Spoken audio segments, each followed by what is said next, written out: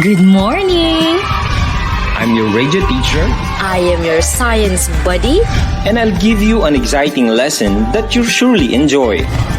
Talks Radio. Education must continue. Learning is a great avenue. No one will be left behind. With new normal comes new learning. New method, new way of understanding. Keep on learning. Keep on achieving, There's no way of hindering. enriching one's dream. This is Talks Radio, your number one source of science education. Conveying a half an hour of quality scientific teaching on air. This is Talks Radio.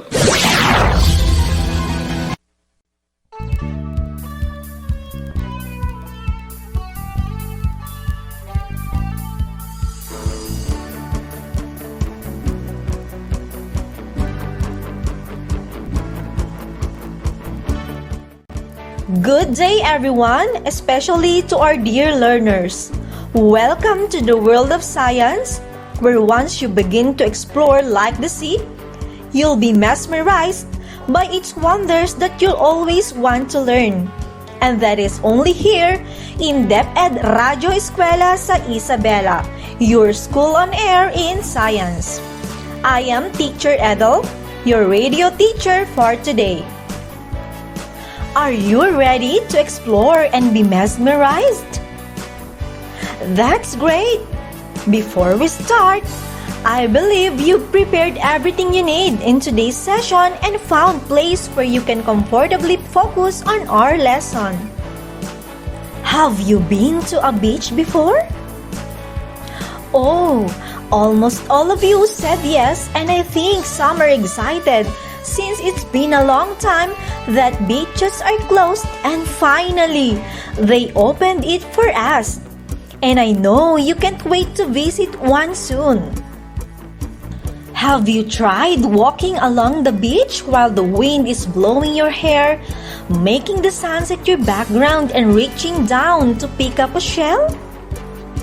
Of course, those are some of the most exciting parts in visiting a beach. Well, if you have done so, then you've already interacted with the intertidal zone of the ocean. Life on Earth is a product of different interactions in a certain place. Living things cannot survive without non-living things, and that's what we'll discuss today. The interactions of living things and non-living things in estuaries and intertidal zones. Estuaries and intertidal zones supply essential foods for all living things. The living or biotic factors like plants, animals, and microorganisms affect the ecosystem that includes coral reefs, salt marshes, mud flats, rocky shores, and mangrove forests. Let's start with the estuaries. Like any other ecosystem, estuaries are also consisted of biotic and abiotic factors.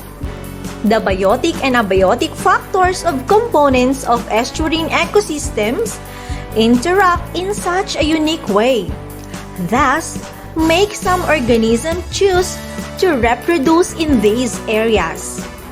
For such reason, estuaries are also called nurseries of the seas. Do you know the difference between biotic and abiotic factor? Alright, the biotic factors are living things which include plants, animals, and microorganisms, while abiotic factors are the non-living things found in the ecosystem. Before we proceed with the discussion, let's have an activity first. Are you excited? Of course! I'll read a poem and all you have to do is to list down all the biotic and abiotic factors mentioned by the author. Therefore, you have to make a table with 2 columns. Wherein in first column, you list all the biotic factors, and in the second column, you list all the abiotic factors. Did you get it? Very good! So listen carefully to the poem, and as I'm reading it, you are also listing your answers. It is entitled Amazing Ecosystem by Rachel E. Oronia.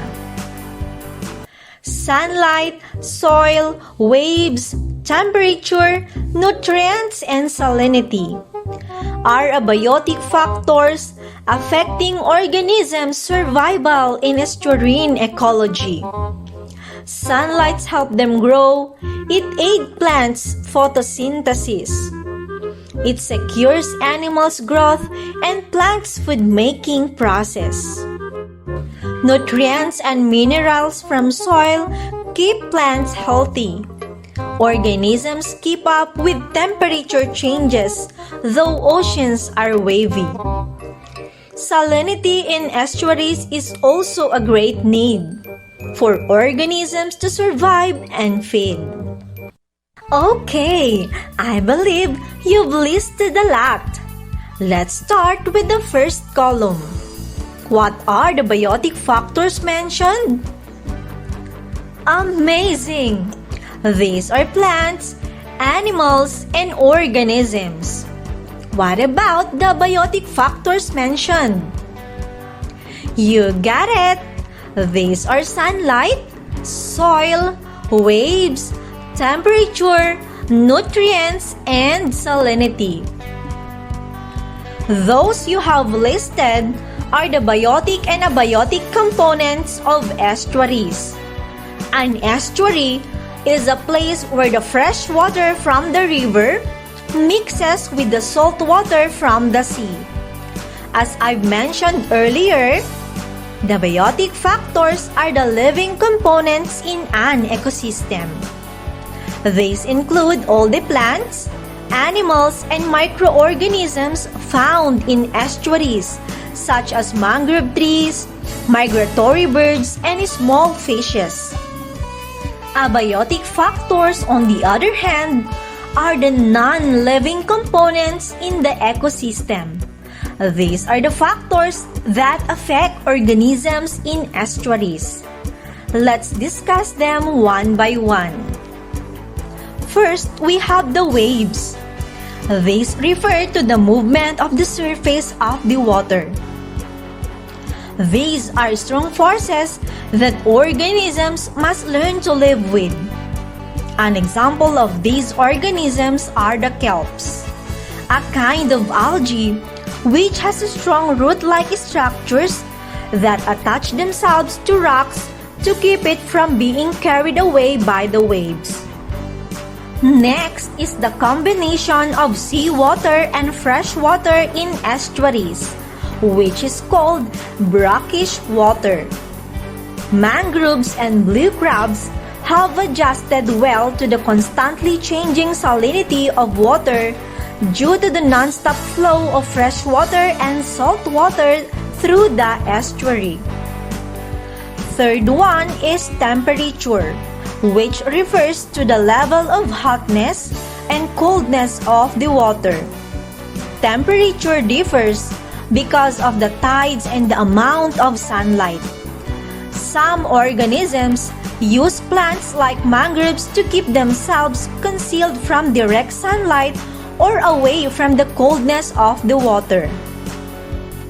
Another one is sunlight. Since estuaries are shallow as compared to the seas, they are conducive for photosynthesis to take place. Algae, seaweeds, seagrasses, and other marine plants depend on the amount of sunlight that they receive in the estuaries. Last one is the soil. The type of the soil varies in the estuaries depending on the strength of waves and the kinds of rocks present in the area. Some areas are full of rocks, sand, pebbles, or clay. The topsoil layer found in an estuary is composed mostly of peat or salt grass. Salt can be found within the soil, which can be acidic, posing problems to the survival of plant life. How is the interaction of organisms in estuaries happen? You got it! The living things in any ecosystem are consist of the producers, consumers, and decomposers. Organisms require energy to perform life activities. The energy and nutrients are transferred to the producers to decomposers. Producers are green algae or microorganisms that are capable of making their own food. They make their own food by converting the energy from the sun into chemical energy. They provide nutrients for the other organisms. Consumers get their energy by feeding on plants and other organisms. Decomposers get energy by breaking down dead organisms and their waste. Nutrients from them are returned to the environment. These nutrients are needed by plants for their growth and development. Have you seen shells, fishes, whales, dolphins, and crabs? Most of you said yes. If you haven't seen them personally, at least you've seen them in pictures through books, television, or internet. Am I right? Yes, that's good. Anyways, these organisms live in different habitats or areas found in the intertidal zones. Intertidal zones are areas that are constantly exposed to the changing tides. They provide homes to many kinds of plants and animals. It is also known as the foreshore or seashore, the area that is above water level at low tide and underwater at high tide. Coral reefs provide shelter to thousands of fishes. The corals themselves are animals that feed on plankton. These corals form reefs that protect the coast from strong waves and currents. Next, salt marshes are areas that are filled with seawater during high tides and drained during low tides. Organisms found in salt marshes are clams, mussels, oysters, crabs, snails, and shrimps. Plants found in salt marshes are sea grasses and other plants that are tolerant of salt water.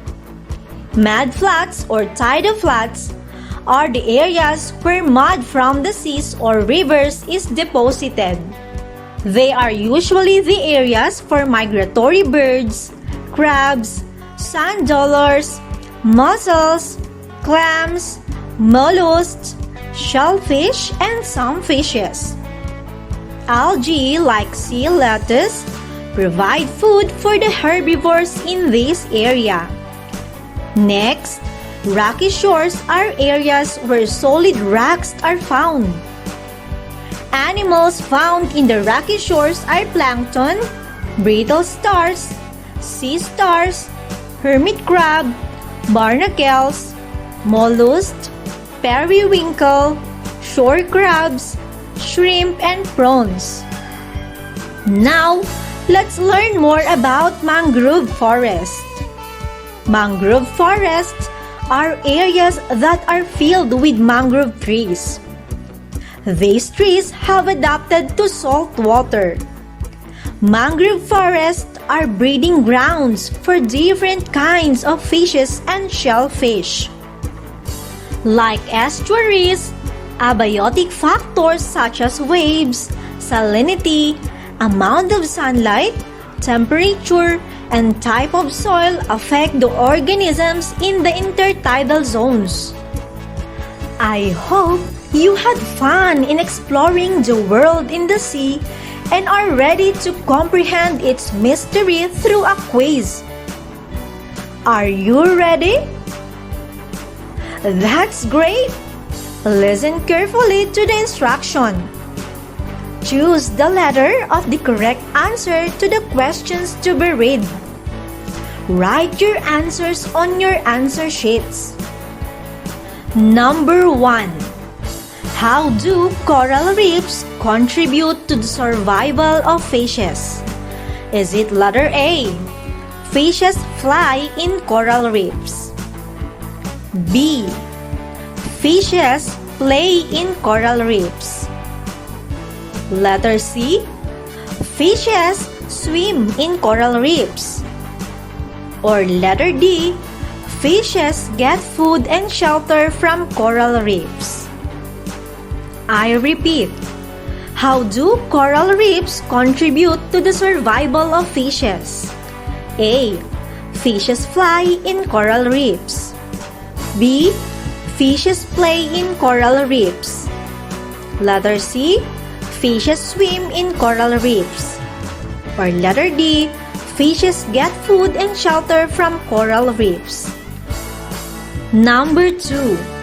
How do organisms use the areas under the mangrove trees? A. As fuel. B. As foods. C. As forests. D. As breeding grounds. I repeat.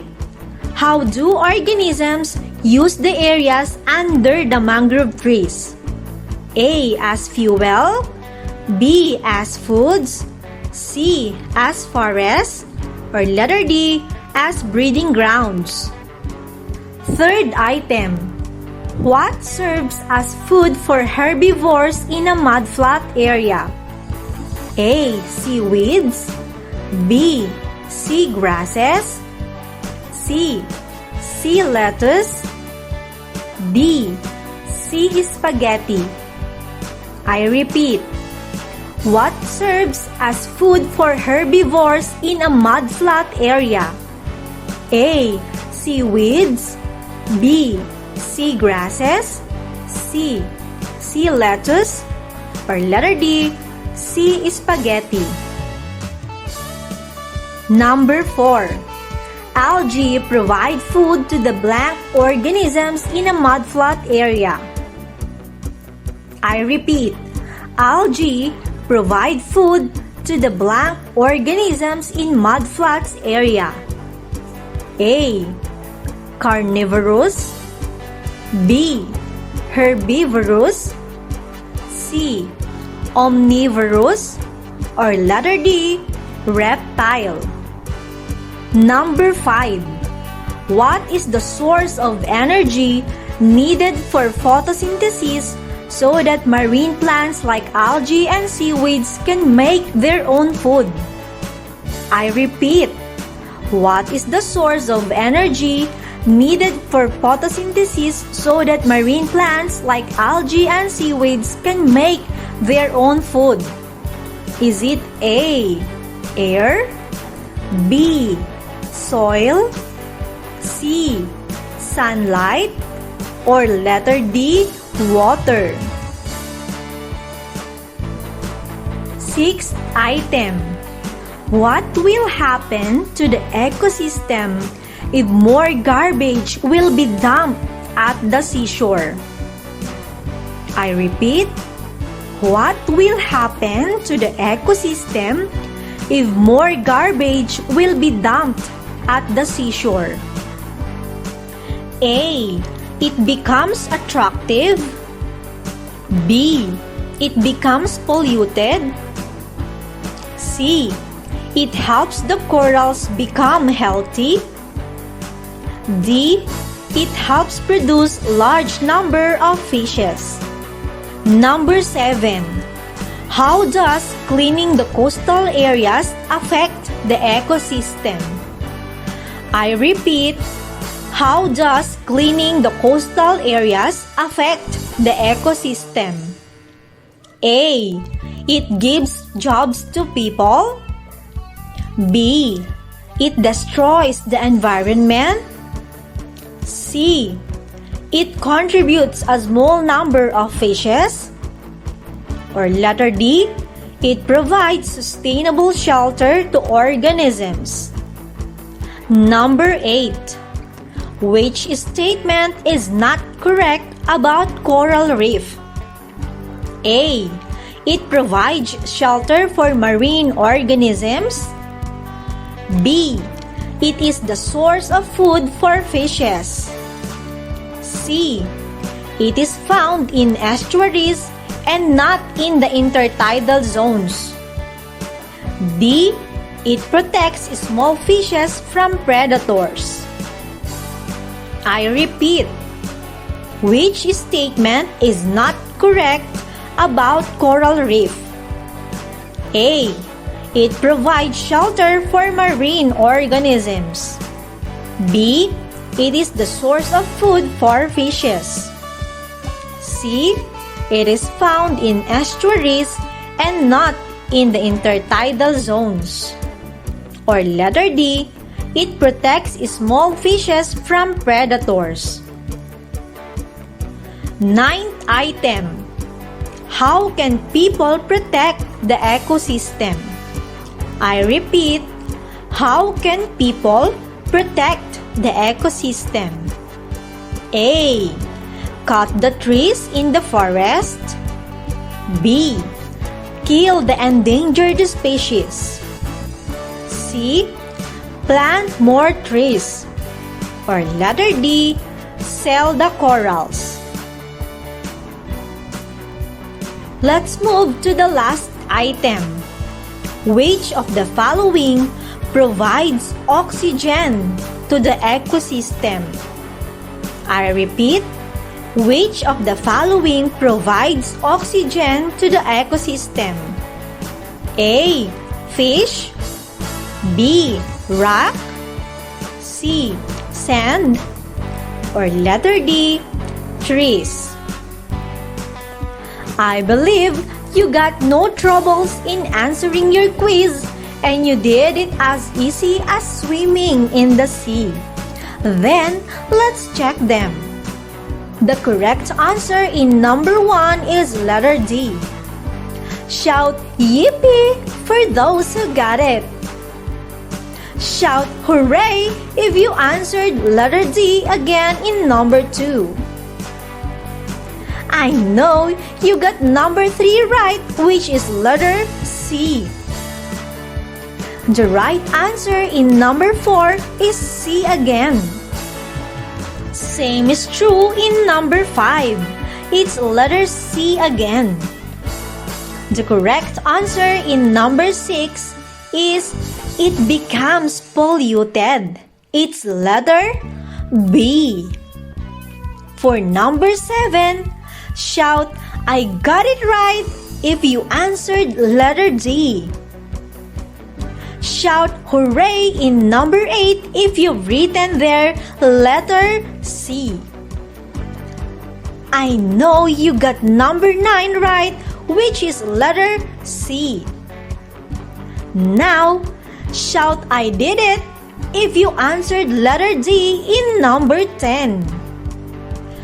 That ends our session for today. I hope you were mesmerized by the wonders of everything that has been discussed. Clap your hands, for you deserve to be recognized for a job well done.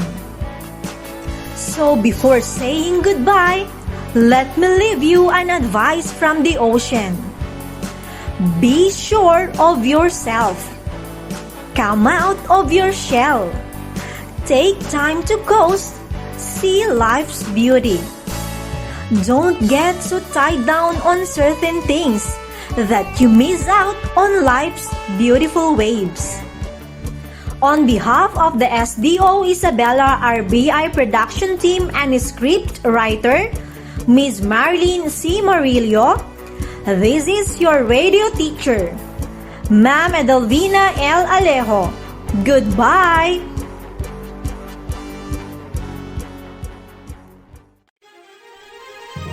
Patuloy ang edukasyon para sa ating henerasyon. Sa daan ng pagkatuto ay walang may iwan. Kaya halina sa radyo! to Radyo Eskwela.